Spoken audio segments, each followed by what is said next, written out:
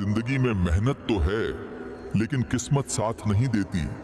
काम बनते बनते अटक जाते हैं और हर सुबह उठते ही लगता है कि आज भी वही पुराना दिन होगा। तो आज की यह बात ध्यान से सुनिए। यह कोई दिखावटी टोटका नहीं है, नहीं कोई महंगा उपाय। यह ऐसा गुप्त उपाय है जो सोते समय किया जाता है और जिसकी सबसे बड़ी ताकत यह है कि इसे कोई देखता नहीं, कोई जानता नहीं, फिर भी इसका असर धीरे धीरे जीवन की दिशा बदल देता है। वीडियो को बीच में मत छोड़िए, क्योंकि इस उपाय में एक छोटी सी गलती पूरी ऊर्जा को उल्टा भी कर सकती है। जय श्री राम। अब सीधे उपाय पर आते हैं। ये उपाय रात को सोने से ठीक पहले किया जाता है, इसलिए दिन भर की थकान, मोबाइल की उलझन और मन की बेचैनी से पहले खुद को थोड़ा शांत करना बहुत जरूरी है। सोने से पहले हाथ मुंह धो लें, बिस्तर साफ हो और तकिया वही हो जिस पर आप रोज सोते हैं।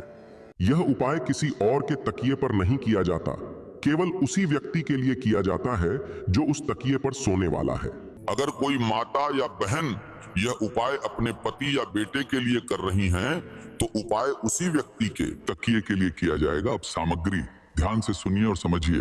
आपको चाहिए 4 लौंग, बिल्कुल साबुत और सुगंध वाली। लौंग यहाँ रुकावट तोड़ने और बंद रास्तों को खोलने का काम करती है। इसके साथ आपको चाहिए एक कपूर की टिक्की, जो नकारात्मक ऊर्जा को शांत करती है और वातावरण को हल्का बनाती है। तीसरी चीज है काले कपड़े का एक छोटा सा टुकड़ा।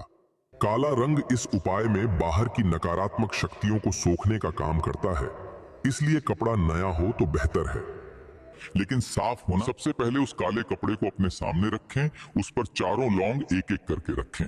लौंग रखते समय उन्हें फेंकना नहीं है, बल्कि सम्मान से रखना है। अब उन चारों लौंग के बीच में कपूर की टिक्की रखें।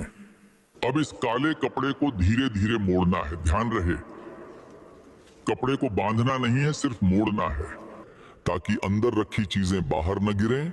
मोड़ते समय मन में कोई डर या लालच न रखें। जो भी रुकावटें, उलझने और दुर्भाग्य की परतें हैं, वे धीरे धीरे हट रही हैं।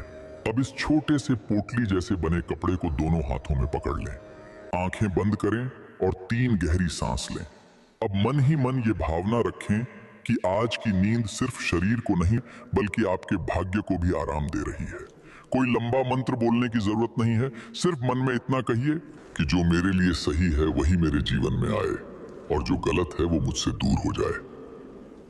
अब इस पोटली को अपने तकिए के नीचे ठीक बीच में रखें, जहां आपका सिर रहता है। बहुत किनारे पे नहीं, बहुत नीचे। के समय हमारा अवचेतन मन सबसे अधिक सक्रिय होता है और यही अवचेतन मन इस उपाय की ऊर्जा को स्वीकार करता है।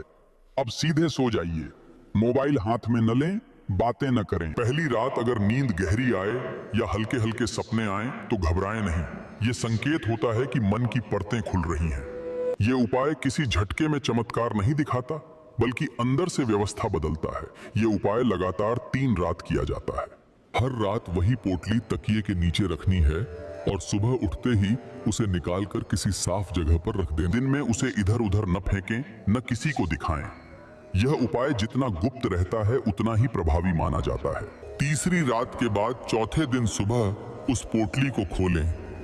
कपूर अगर थोड़ा सा भी टूट गया हो या उसकी खुशबू कम हो गई हो, तो ये संकेत है कि उसने अपना काम कर लिया। अब चारों लौंग और कपूर को किसी बहते जल में प्रवाहित कर दें। बाहर किसी ऐसी जगह रख दें जहां वो दोबारा उपयोग में ना आए।